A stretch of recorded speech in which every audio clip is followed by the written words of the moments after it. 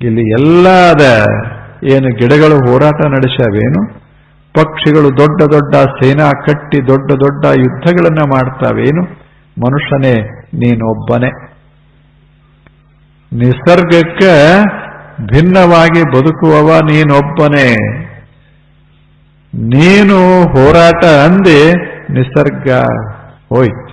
ನಿನ್ನ ಜೀವನದೊಳಗೂ ಒಂದು ಪುಷ್ಪ ಅರಳೋದಿಲ್ಲ, ಜಗತ್ತಿನ ಜೀವನದಲ್ಲೂ ಪುಷ್ಪ ಅರಳಲಿಕ್ಕೆ ನೀನು ಬಿಡೋದಿಲ್ಲ. ಬದುಕಿನ ಅಂಗಳದಾಗ ಆ ಬಳಿಕ ರಕ್ತ ಶುರುವಾಗ್ತದೆ, ದುಃಖದ ಅಲೆಗಳೇ ಹೇಳಕ್ ಶುರುವಾಗ್ತವ.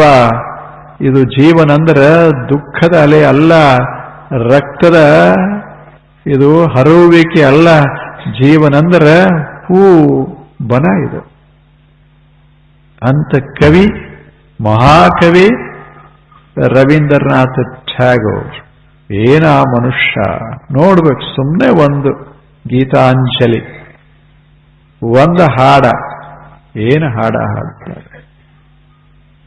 ಹಾಗ ಬದುಕು. ಈಗ ಮಹರ್ಷಿ ಹೇಳ್ತಾನೆ, ಬದುಕು ಹೇಗಿರಬೇಕು? ಅವ್ಯಾವೃತ ಭಜನೆ ಆಗಿರಬೇಕು.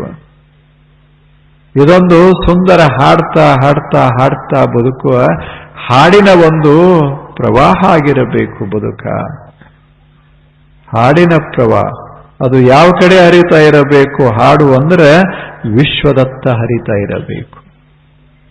ವಿಶ್ವದತ್ತ ಭಗವತ್ ಗುಣಶ್ರವಣ ಕೀರ್ತನ.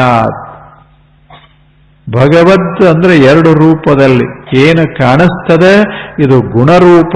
ಇದು ಜಗತ್ತೇನು ಕಾಣಿಸ್ತದ ಎದುರಿಗೆ, ಇದು ಗುಣರೂಪ ಭಗವತ್. ಯಾವುದು ಕಾಣಿಸದೇ ಇರ್ತದೆ, ಅತ್ಯಂತ ಸೂಕ್ಷ್ಮವಾಗಿರ್ತದೆ, ಅದು ಗುಣರಹಿತ ಭಗವತ್.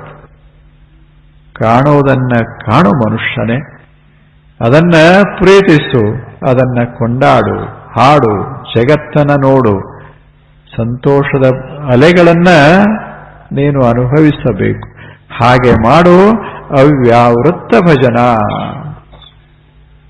ಲೋಕೆ ಅಪಿ ಭಗವತ್ ಗುಣ ಶ್ರವಣ ಕೀರ್ತನ. ಕೇಳಬೇಕು, ಜನರಿಂದಲೂ ಕೇಳಬೇಕು, ವಿಶ್ವದಿಂದಲೂ ಕೇಳಬೇಕು. ನಾನು ಒಂದು ಹಾಡ್ತಾ ಇರಬೇಕಷ್ಟೆ, ನಾನು ಒಂದಿಷ್ಟ ಹಾಡ್ತಾ ಇರಬೇಕು. ಇದು ಬಹಳ ಮಹತ್ವದ್ದು. ಹಾಗೆ ಜೀವನವನ್ನ ರೂಪಿಸಿಕೋಬೇಕು. ಅದು ಭಕ್ತಿ ಸಾಧನ,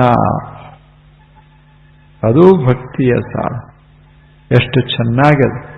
ಇಂದು ಭಕ್ತಿಯ ಸಾಧನೆ, ನಾಳೆ ಆನಂದ.